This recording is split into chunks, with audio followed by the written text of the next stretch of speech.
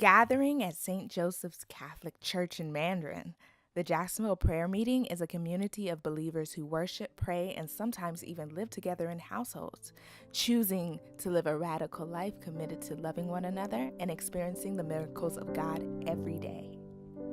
So my name is Joel Layton, and right now I'm a full-time staff worker for the Jacksonville Covenant community. When our group started in 2005, that's pretty much what it was. It was a prayer meeting. People from different Christian denominations came together to celebrate God, to have a time of praise and worship and teaching. Over the course of the next few years, we started discerning a call to become something more than a prayer meeting, but a people who really share life together. And I think that's the difference between a prayer meeting and a community of believers, and that's where we want to go. How did your journey start with JPM? How did my journey start? Probably in the most unlikely of places. The fellow who founded the community, his name is Joe, and I was friends with one of his sons when I was in high school. And I used to love to play video games, so one day I went over to his house to play video games with him. Halo was the popular game at the time. And his father actually invited me to do a Bible study. And I kind of met him at a pivotal moment in my life when I was really looking for more spiritually. And ever since then, this man has been one of my spiritual mentors. And truth be told, I didn't even really want to do it in the beginning. I was pretty set on entering the health field, and I wanted to go to PA school to be a physician assistant. And one day I was in a prayer meeting up in Michigan, and an older gentleman, his name was Brian, and I called him the bear because he looked like a bear. He had a big beard and he was just a big man. He gave this authoritative word in a prayer meeting as from God, and the word was addressed to all the young people there, and that was me. I was one of them.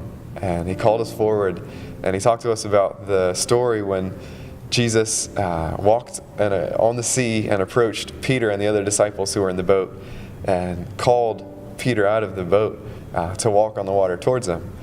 And I think for everyone there, it meant something different. For me, it meant to kind of bring a close to a certain chapter in my life and open a new one, and that would be building, I guess, God's kingdom and what I do. Saying yes to God's kingdom led Joel to his position today at St. Joseph's, the very sanctuary where JPMers get to experience powerful movements of God. Such encounters define what it means to be called into relationship. You're called to serve, really. You're called to love people. And whenever you love someone, you find out that it's actually not easy, it's hard. Love is difficult, it's a choice. And I think in our society we make it about feelings a lot, but oftentimes it's more of a commitment to look out for the best interests of someone else. Whenever you do that, you find yourself, part of yourself, shriveling up and dying because you have to think about what's best for the other person. You can't think about what's best for you. When many think of Bible times, they may think of miracles in war or 10 Commandments. Community living probably would not be the first topic to spring to mind. In fact, many may think JPMers are pursuing a unique lifestyle for God that isn't spoken about in the Bible, but Joel believes that just isn't so. If you look at the history of our faith, of Christianity, from the very beginning, there was community. Jesus had 12 men who he was really close to, who he poured his life into. He taught for 3 or 4 years. After that, you see the church, and a really meaningful passage for our community is found in Acts chapter 2, in the later part of the chapter. And it says, and they all joined together, and they had common worship, common meals. They financially lived in common, which is not something that we do. But community was huge for them. And I think really the reason behind it is there's something about community living that reflects the very nature of God. Because our faith says that God is not just one person, but He's three in one. And there's something about God as a union of persons and wants us to live in a union with each other. There's something about love and community that's at the very heart of our faith. And so as we live in community, encouraging each other, supporting each other, really on the same page with each other, I think we're propelled into almost greater depths of our knowledge of God.